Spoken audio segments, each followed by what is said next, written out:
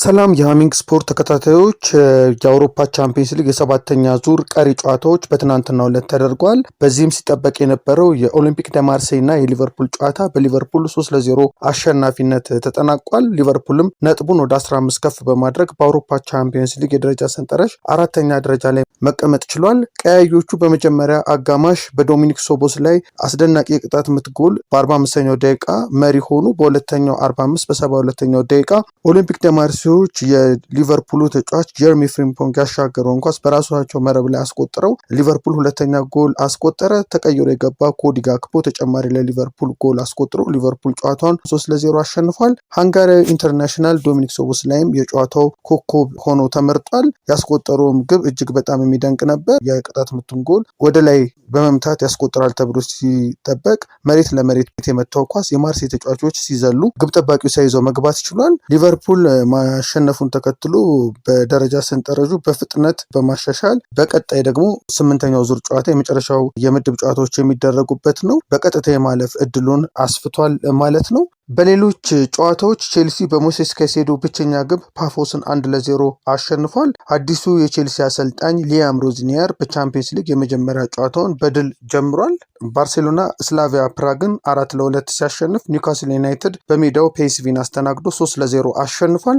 ኢንትራ ፍራንክፉርት ከሜዳው ውጭ ተጉዞ በኳራባግ ፉትቦል ክለብ 3-2 ተሸንፏል። ጁቬንትስ ቤኔፊካን 2-0 ሲያሸንፍ፣ ባየር ሙኒክ በተመሳሳይ ዩናይን ሴንት ጊሎስን 2-0 አሸንፏል። አትላንታ በሜዳውና በደጋፊው ፊት በአትሌቲክ ክለብ 3-2 ተሸንፏል። እንደዚሁም ደግሞ የጋላታ ስራይና የአትሌቲኮ ማድሪድ ጨዋታ አንድ አቻ በሆነ ውጤት ተፈጽሟል። በመጨረሻ ማንቸስተር ሲቲን ወደ ተመለከተ መረጃ ሳልፍ የማንቸስተር ሲቲ ተጫዋቾች ለደጋፊዎች ካሳ ሊከፍሉ ነው። በአውሮፓ ቻምፒየንስ ሊግ ሰባተኛ ጨዋታ ከትናንት በስቲያ ማንቸስተር ሲቲ በቦዶ ግሊምት 3-1 መሸነፉ ይታወሳል። ውጤቱን ተከትሎ የሲቲ ተጫዋቾች ጨዋታውን ለተከታተሉ ደጋፊዎቻቸው የቲኬት ወጪ ሊሸፍኑ መሆኑ ተሰምቷል። እንደ ቲኤንቲ ዘገባ ወደ ኖርዌይ ላቀኑ 374 ደጋፊዎች ነው የማንቸስተር ሲቲ ተጫዋቾች ያወጡትን የቲኬት ወጪ የሚሸፍኑት። የአንድ ቲኬት ዋጋ 25,000 ፓውንድ በመሆኑ እያንዳንዱ ተጫዋች 10,000 ፓውንድ የካሳ ክፍያ ይሰጣል ተብሏል። አድማጮቻችን ሌሎችም የሃሚንግ ስፖርት መረጃዎች ወደ በኋላ ላይ የምናደርሳችሁ ይሆናል። ሃሚንግ ስፖርትን ሳብስክራይብ በማድረግ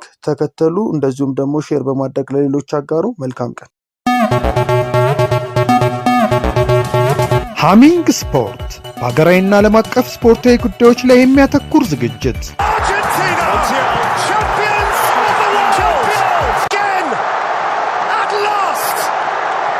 በሃሚንግ ስፖርት የስፖርት ዜናዎች፣ በተመረጡ ርዕሶች ላይ ውይይት፣ የእንግዳ ዝግጅት፣ የስፖርተኞች ግለ ታሪክና የሴቶችን እግር ኳስ በልዩ ሁኔታ ይዳስሳል።